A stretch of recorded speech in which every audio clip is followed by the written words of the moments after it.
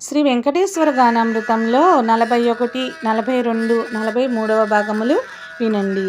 అలాగే శ్రీనివాస కళ్యాణమునకు పెండ్లి మండపమును కట్టుట, అలాగే పద్మావతిని ఎలా పెండ్లి కూతురిగా అలంకరించారో, అలాగే శ్రీనివాసుని ఎదుర్కోలు ఉత్సవము ఎంత బాగా జరిగినదో ఈ భాగాలలో వివరించడం జరిగింది. అందరూ తప్పకుండా వినండి. కళ్యాణ గడియలు నడుస్తూ ఉన్న పిల్లలు ఉన్న ఇంట్లో పెద్దలు కానీ పిల్లలు కానీ శ్రీ వెంకటేశ్వర గానామృతాన్ని వింటే మంచి అందమైన వరుడు కానీ వధువు కానీ ఆ ఇంటికి కోడలిగా అల్లుడుగా వస్తారు. అన్ని భాగాలు పూర్తిగా వినండి. శ్రీ వెంకటేశ్వర గానామృతంలో 41వ భాగము శ్రీనివాసునికి పెండ్లి మండపమును కట్టుట.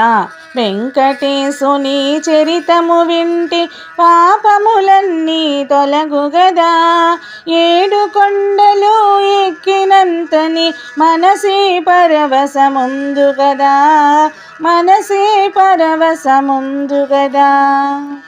4 దిక్కుల స్తంభాలు నాటి నవరత్నాలే పొదిగెనుగా, అరటి చెట్లను గెలలతో తెచ్చి అందముగానే కట్టెనుగా. వెంకటేశుని చరితము వింటే పాపములన్నీ తొలగు గదా, చక్కని పూలను మాలలు కట్టి చుట్టూ దండలు కట్టెనుగా, మంచి ముత్యాలు వరుసగా గుచ్చి మండపానికే సొంపుగా చుట్టి.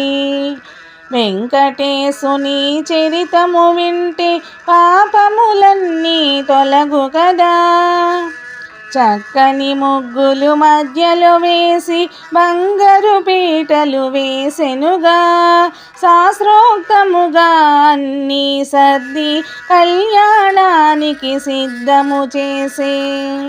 వెంకటేశుని చరితము వింటే పాపములన్నీ తొలగు కదా, పెళ్ళి పెద్దలు కూర్చోటానికి సింహాసనములే వేసిరిగా, ముత్తైదువులే కూర్చోటానికి బంగారు తీగల కంబళ్ళు పరిచే.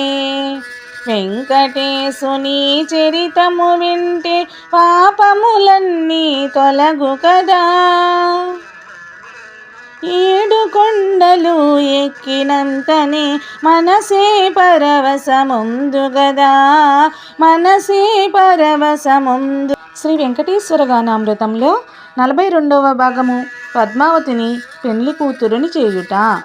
వెంకటేశుని చరితము వింటే పాపములన్నీ తొలగు కదా, 7 కొండలు ఎక్కినంతనే మనసే పరవశముందు గదా, మనసే పరవశముందు గదా. పద్మావతిని కూర్చోపెట్టి పెళ్లి కూతురుగా చేసెనుగా, నల్లని కురులను బారుగా అల్లి జడకుప్పులనే కట్టెనుగా. వెంకటేశుని చరితము వింటే పాపములన్నీ తొలగు కదా, జాజి మల్లెలు జడలో గుచ్చి చామంతులని మధ్యలో పెట్టి తలలో నిండుగా పూలను పెట్టి పట్టు చీరను కట్టెనుగా. వెంకటేశుని చరితము వింటే పాపములన్నీ తొలగు కదా, రాళ్ళ బెళ్ళను జడపై పెట్టి పాపిట గొలుసును పెట్టెనుగా, బుట్టలో లాకులు చెవులకు పెట్టి చెంపసారాలే సొంపుగా పెట్టే. వెంకటేశుని చరితము వింటే పాపములన్నీ తొలగు కదా, కెంపులు పొదిగిన ముక్కెర పెట్టి కళ్యాణ తిలకము నుదుటను దిద్ది, కళ్ళకు నిండుగా కాటుక దిద్ది బుగ్గన చుక్క పెట్టెనుగా. వెంకటేశుని చరితము వింటే పాపములన్నీ తొలగు కదా, మెడలో నిండుగా హారములేసి రవ్వల వడ్డాణము నడుముకు పెట్టి అరవంకీలను చేతికి పెట్టి నిండుగా గాజులు తొడిగెనుగా. వెంకటేశుని చరితము వింటే పాపములన్నీ తొలగు కదా. మువ్వల కడియాలు కాళ్లకు పెట్టి పాదాలకు పారాణి దిద్ది ముత్తైదువులే హారతులివ్వగా ధరణీదేవి అక్షింతలేసే. వెంకటేశుని చరితము వింటే పాపములన్నీ తొలగు కదా. 7 కొండలు ఎక్కినంతని మనసే పరవశముందుగదా, మనసే పరవశముందుగా. శ్రీ వెంకటేశ్వర గానామృతంలో 43వ భాగము స్వామికి ఎదురుకోలాట ఉత్సవము.